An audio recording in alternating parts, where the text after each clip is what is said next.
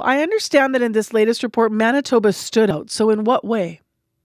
Well, both Manitoba and Newfoundland seem to have doubled their UFO reports in 2025, whereas places that often have much more UFO reports, BC and Alberta, went down a little bit. So it's difficult to say what's going on precisely, but it does seem that Canadians still see some unusual things in the sky.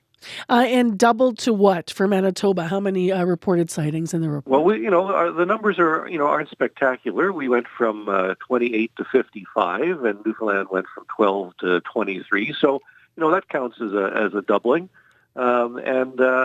Overall in Canada, though, the numbers are sort of about the same. So, despite some ups and downs here and there, there were more than 1,000 UFO reports in Canada last year, 1,052, which is slightly more than the 2024, which had 1,008. So, we're sort of in the same ballpark. This is apparently also, when I'm looking at the data, 1,006 witnesses across Canada, sightings in all provinces and territories, as you've alluded to here, Chris. How is the data actually collected and put together? Where's the reporting coming from? The reports actually come from as many sources as we can get. They come from not only organizations that monitor UFO reports, but also Transport Canada. We get reports from National Defence. Even these days, social media, people are reporting things through Facebook, Instagram, and so forth. And so it really covers a broad spectrum. So we get the official and the official numbers. And some of them are investigated quite much in detail, some of them not so much. And so we have to sort of do some analysis, trying to figure out which ones seem to be the ones that are worth taking a look at. A lot of interest in UFOs because of what is happening in the States. There's some files there. I understand that they're waiting to be released on reports. There was also a documentary that a lot of people may have seen, which interviewed 34 high-level officials that had worked for 80 years, with unidentified sightings and responses and such. At least those are the things that I have seen sort of in culture and social, in pop culture that to me have increased awareness and interest in UFOs and unexplained things in the sky. What's your sense of that, about the level of interest in this right now? Well, there's no question the level of interest is very high. You mentioned that documentary. There's a documentary that was produced in Winnipeg that covered all of North America. It was just released last week, as a matter of fact, and continues for the next couple of months. So there is a tremendous increase in the interest that's not being reflected in the number of reports. It seems that people are really wanting to know more about what's going on, but they're not spending as much time looking up, I suppose. In Canada, we have a good excuse because it's very cold, although the Canadian UFO survey found that a lot of Canadians are reporting things and are looking up in the summer, actually late summer, August instead of July, when the peak seems to occur. So we do get a lot of cases, not as many in the winter, but we certainly do get cases throughout the year. What do UFO reports often end up actually being when you can verify what they are?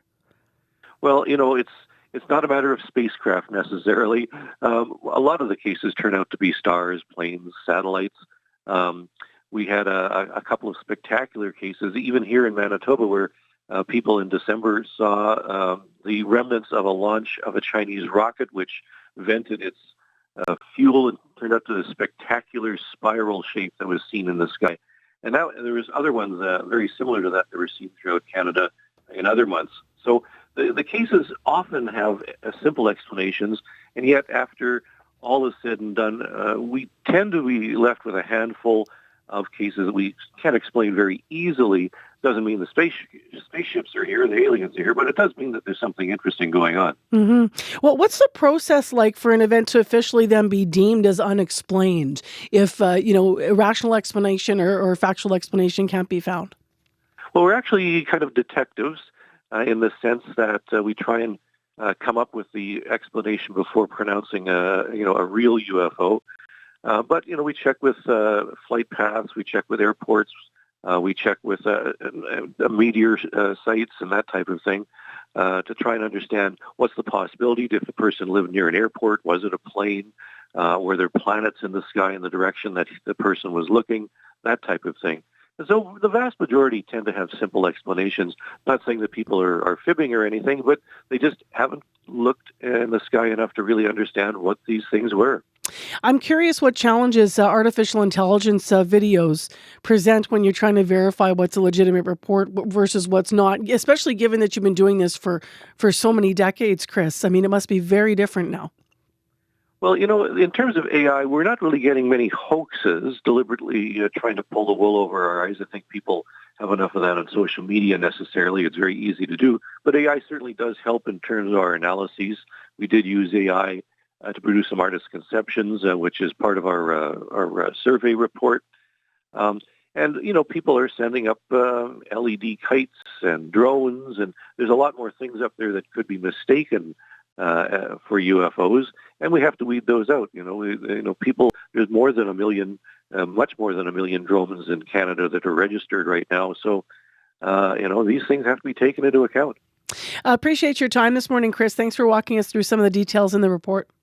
Thank you. That is Chris Rutkowski, the editor and leader of the 2025 Canadian UFO Survey. In case you're curious about what I mentioned before that interview and what happened over BC last week, because it sure was the talk. I was in BC when this happened.